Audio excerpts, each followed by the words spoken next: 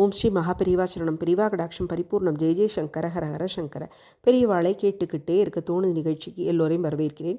இன்றைக்கி நம்ம பார்க்க போகிற பெரியவாளோட அற்புத மகிமை பரமேஸ்வரனும் பெரியவாளும். ஒரு தடவை சதாராவில் மகான் முகாமிட்டிருந்த போது புதுக்கோட்டையில் இருந்த பக்தைகள் ராஜம்மாள் தலைமையில் சுவாசினி பிக்ஷாபந்தனம் செய்ய வர்றா. மகானுக்கு விதவிதமான அலங்கார பொருட்களும் சமர்ப்பிக்கிறா. வெட்டி வேர்னால நாகாபரணம் போல கிரீடம் செஞ்சு சந்தன மணிகள் கோர்த்து அலங்கரித்து மகானுக்கு சமர்ப்பிக்கிறா. பெரியவர் அந்த சமயத்தில் ஒரு சிவலிங்கத்தின் பக்கத்தில் உட்கார்ந்துருக்கார். நாகாபரண கிரீடத்தை வாங்கிய பெரியவா அந்த சிவலிங்கத்தின் உச்சியில் அதை வைக்க சொல்லி ஒரு தொண்டர்கிட்ட கொடுக்குறார். அவரும் அப்படியே பண்ணுறார். பிரத்யக்ஷ பரமேஸ்வரனாய் அந்த கிரீடத்தை அணிஞ்சு காட்சி கொடுக்கும் மகாபெரிவா கோலத்தை கண்ணார சேவிக்க விரும்பி அப்பக்தைகள் ஆர்வத்தோடு இருந்தா. ஆனால் மகானோ அதை சிவலிங்கத்தின் தலையில் வைத்து அவளுக்கு ஏமாற்றத்தை கொடுத்துட்டார். ஆவல் மேலிட ராஜமாமி கேட்குறா, அதை பெரியவா அணிஞ்சுக்கணும் அப்படின்னு.